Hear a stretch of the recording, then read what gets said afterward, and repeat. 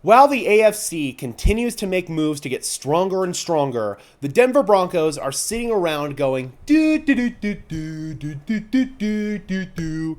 But before we talk about that, guys, I want to thank the affiliate partner for today's video, Green Gridiron Helmets. Use code DENSYN, DENSYN, link in the description down below to save off your first purchase on authentic NFL team helmets. From little replica desk trinkets to full-size full helmets.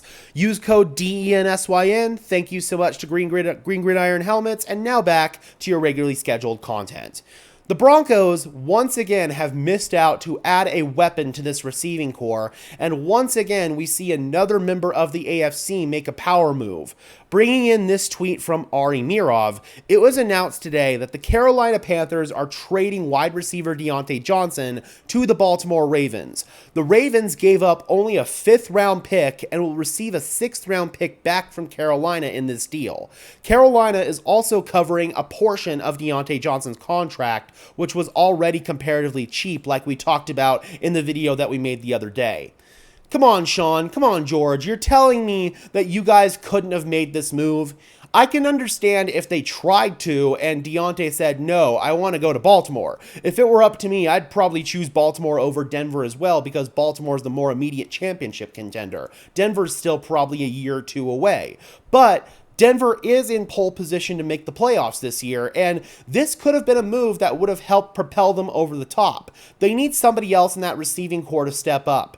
Courtland Sutton has still been your best, most effective receiver this year, but he's proven that he's more of a Batman than a Robin. Not saying that Diontae Johnson would have been a Batman. He would have probably been another Robin too, but at least it would have given you a more dynamic playmaking option, because Johnson had been one of the few bright spots on that garbage Panthers offense. He had gone for over 300 yards already, 3 touchdowns, had been really productive, honestly. But at this point, the Broncos, they need somebody else to step up, because Josh Reynolds, we don't know how much longer he's going to be down with his gunshot wounds. Then we've obviously got Troy Franklin and Marvin Mims, who are struggling to develop. Devon Vele, he's stepped up for you, but the last couple of weeks, he's kind of faded off a bit. The Broncos need somebody to step up, and I know that a lot of people in Broncos country want to see A.T. Perry get some game day action, and I do as well, especially now that it's pretty apparent that there's nobody left on the trade market for the Broncos to go out and get.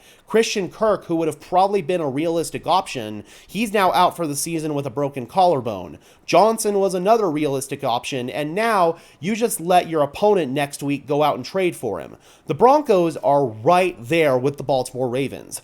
Denver is actually currently sitting as the 5th seed in the AFC with a 5-3 record. Baltimore, with that same 5-3 record, is sitting as the 6th seed.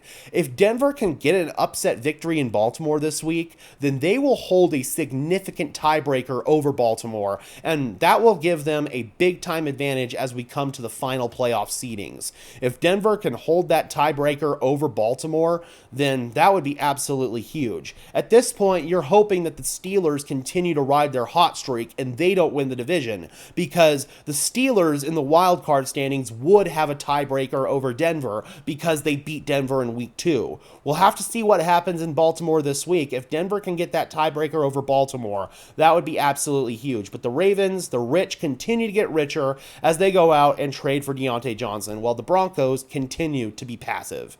All right, Broncos country, let me know in the comment section below, what are your thoughts on the Ravens going out and getting Diontae Johnson, and are you upset at all that the Broncos missed out on potentially making this move? Drop those comments down below, guys. I would love to hear your thoughts, as always. Be sure to leave a like on this video, as well as subscribe and ring the bell so these videos appear in your notification feed. I would really appreciate it, guys. Those are both free and easy ways to show your support, helps tell YouTube's algorithm to push us out, and it helps us get seen by more and more members of Broncos country just like you and me. And until next time, guys, I'm your host, Gage Madrid, saying peace out.